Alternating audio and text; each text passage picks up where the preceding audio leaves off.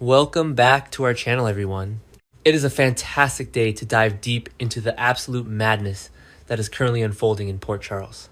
We have a ton of theories, some wild speculation, and a lot of tangled webs to untangle today. Grab a huge cup of coffee, settle in, and let's get right into the thick of this week's drama. Okay, so I've been thinking about this whole Pascal situation and, wait, let me back up. First of all, the way Britt Westbourne just casually dropped this massive game-changing information into Sonny Corinthos' lap right before she literally ran out of town is just, it's wild. Like, she calls our favorite racketeer, drops the bomb that Jen Sidwell killed Professor Henry Hank Dalton, and that Pascal helped cover it up. And then she just smashes her phone and runs it over with a car iconic. Honestly, it's iconic, but also, like, incredibly frustrating because now Sonny is left holding this massive puzzle piece and he has to figure out how to play it. Actually, no. I should mention the whole Windermere living room scenario because that is the crux of this entire thing. I mean, think about it. We know Sidwell shot Dalton. He just shot him right there in the living room of Windermere. Britt was there. Pascal was there. And then Pascal, being the loyal or maybe just terrified henchman that he is, helps Sidwell cover it up. And then somehow, and this still bugs me, Ezra Boyle gets involved and they frame Mayor Laura Collins by putting the corpse in her trunk.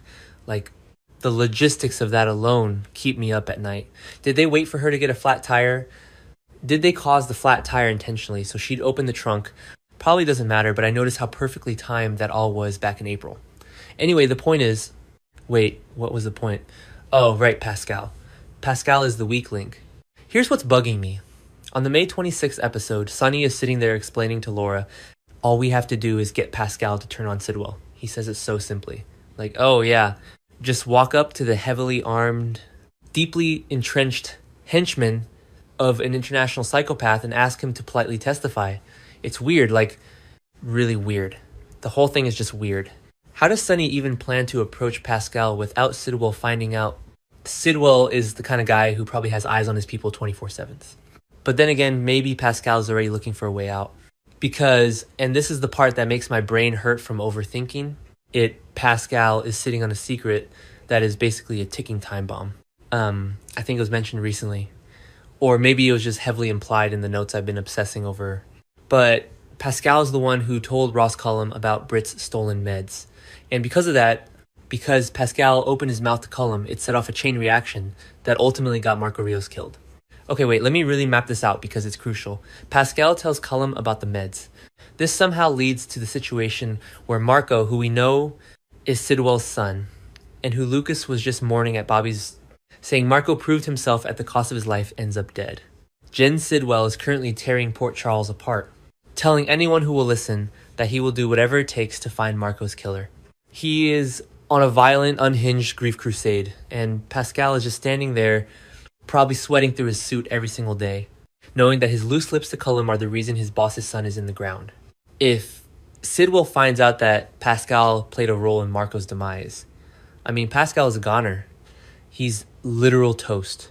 There is no universe where Sidwell finds out about the Cullum meds connection and lets Pascal live to see sunset.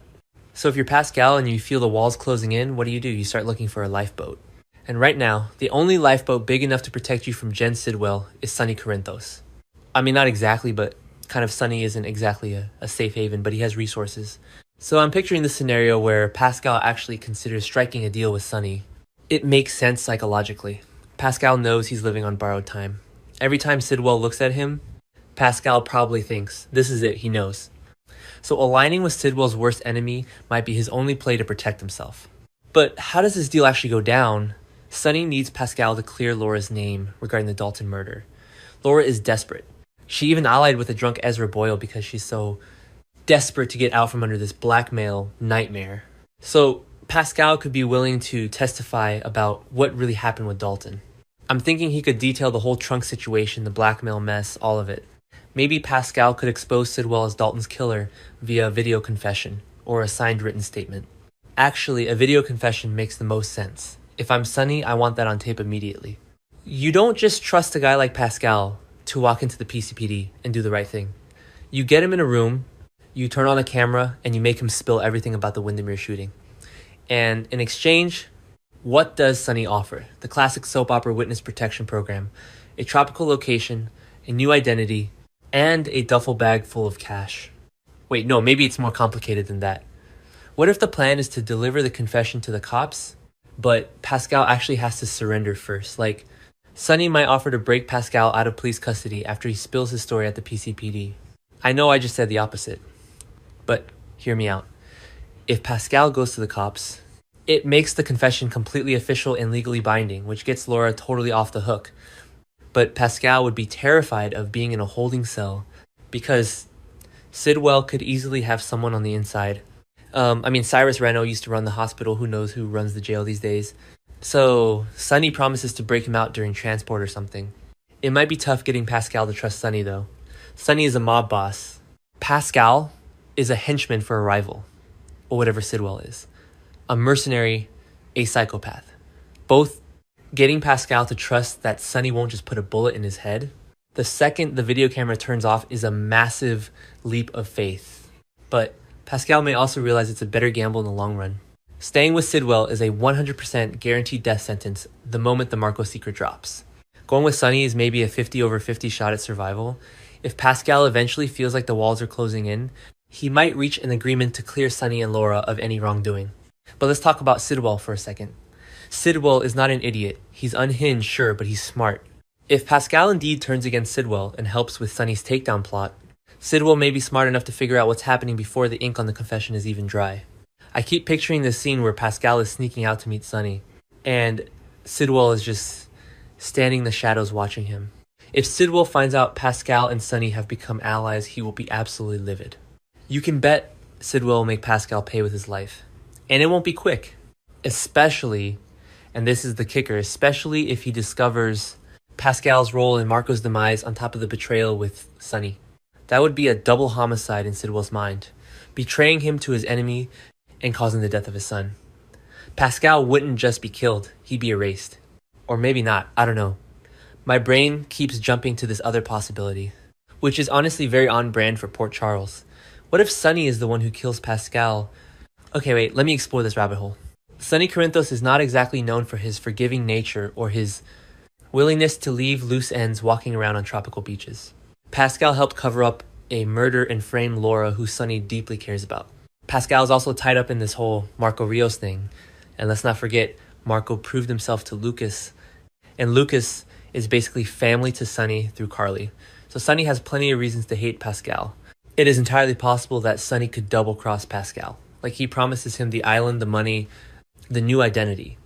He gets Pascal to sit down, record the video confession, clearing Laura sign the papers, hand over any physical evidence he has against Sidwell, and then the second Sonny has what he needs to destroy Sidwell and save Laura. Bang.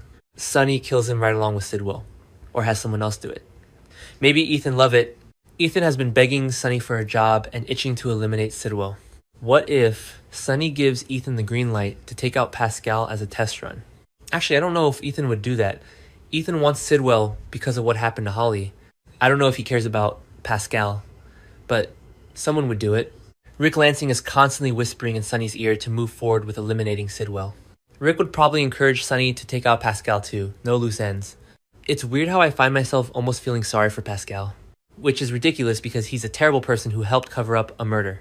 But you look at his situation, and he is just entirely trapped. He is squeezed between Jen Sidwell, who is a grieving violent maniac, and Sonny Corinthos, who is a calculating mob boss looking to use him as a pawn. He has this massive secret about the stolen meds and Ross Cullum that is eating him alive. He's carrying the guilt of Marco's death, or at least the fear of the consequences of it. I keep thinking about how this ties into the rest of the canvas right now. Everything is so chaotic. Britt is on the run with Rocco. Elizabeth was locked in a closet. Lulu is blaming herself. Dante is freaking out. And right in the middle of this massive storm, you have this quiet, deadly chess game happening between Sonny and Sidwell, with Pascal acting as the most important, yet most disposable piece on the board. Like, basically Pascal's fate is sealed.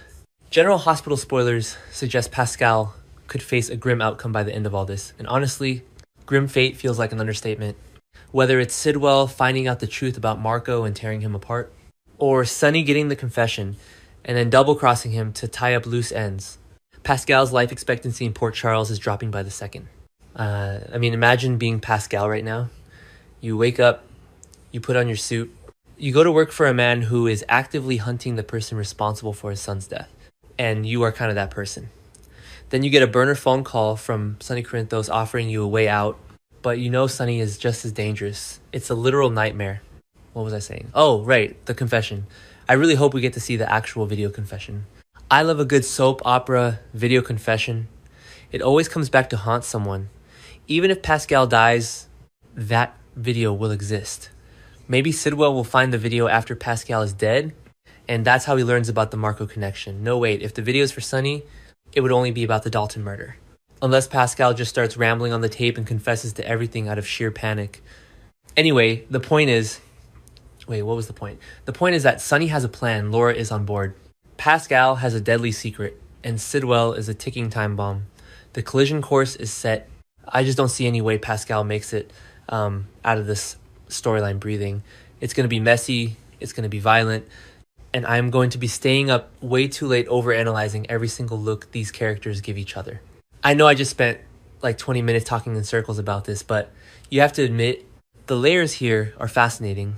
The way one little detail telling Cullum about Britt's stolen meds ripples out and causes Marco's death, which enrages Sidwell, which forces Pascal into Sonny's arms, which might lead to his ultimate demise.